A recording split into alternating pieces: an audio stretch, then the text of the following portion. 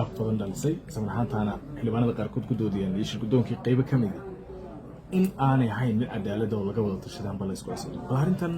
dee siyaasi weyn xildhibaan golo deegaan ayaa tahay si dhow la socotay balse kula muuqanaysa bismillaahi raxmaan raxiim horta ninka la yidhaha faratoon gudoomiyaha golaha baarlamanku intii uu soo galay shaqada waa hawshii ugu horreysay ee u qabto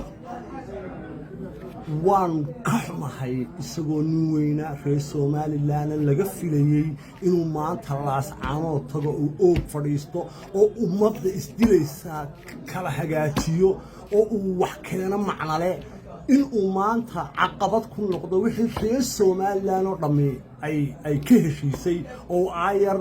inama meelo laga soo taartay iyo waraaqo meelo laga soo shaxshaxeeyey inuu faratoon aayar iska soo qoro warqad yar oo cid alyaale cid uu kala tashan jirin waxba kama jiraan mana soconayso waxaan jirinayaanu faratoon layman qaranka kuwii horaa dumiyey ee isaguna yaa imika qaranduris dambe ku soo noqonne cagaha dhulka dhig baanu ku leenahay faratoon oo sidii nin weyn oo reer somalilan u dhaqan baarlamanka aqlabiyad baarlamanka mucaaradkii iyo maxaafidku isleegii aqlabiyadu meel lama jirto haddii adeer niman mucaaradka ay ku raaceen oo ay kursiga ku saareen oo cid walba kaaga hiiliyeen maanta in warqad yaroo meel aanu garanayno laga soo malmaluuqo casood laga soo malmaluuqay la timaado maaha midla guddoomiye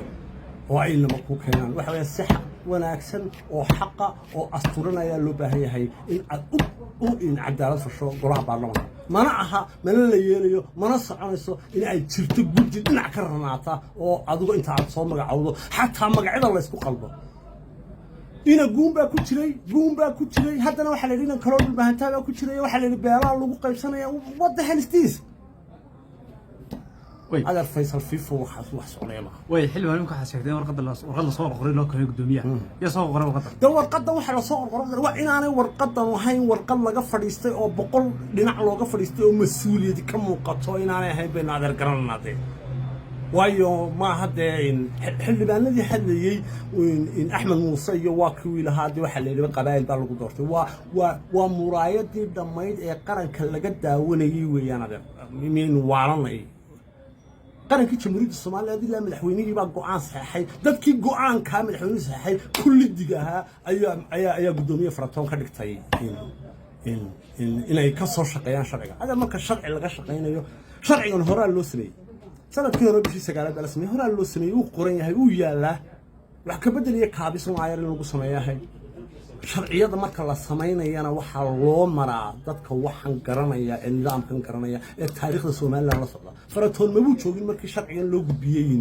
in golaha guurtay sharcigi qoyay ma buu joogin ba in dadka wax weydiiyeen nimada golaha baarlamaanka joogo wax weydiiyeen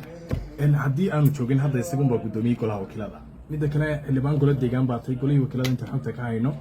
hadda waxay xubnaha qaarkood baa guddigii lagu biiriyay waana ay ku qanacsan yihiin dhinacyadii inkastoo aanay warbaahinta la hadlin arrintaasi soo ma jirto maxaa sababay inaad u ka hadasho golaha deegaan anagoo shacabkii oo dooranay xildhibaanada golaha baarlamaanka fadhiyaan ku qanacsanayn xildhibaanada golaha baarlamaanka shacab uu soo doonaadeen shacabkooda waa inay ku soo noqdaan oo ay siiyaan warbixinta ay siiyaan kuma qanacsan anagoo cid baan dooranay waxaan nahay blog mucaarad ay raabaan nahay shicib baan nahay adeer waa inay nagula soo noqdaan ma ahayno wixii la doonaa iska ilaalo baarlamaanku waxay ku matalaan baarlamaanka Faysal Fiifo shacabkii ku matalaan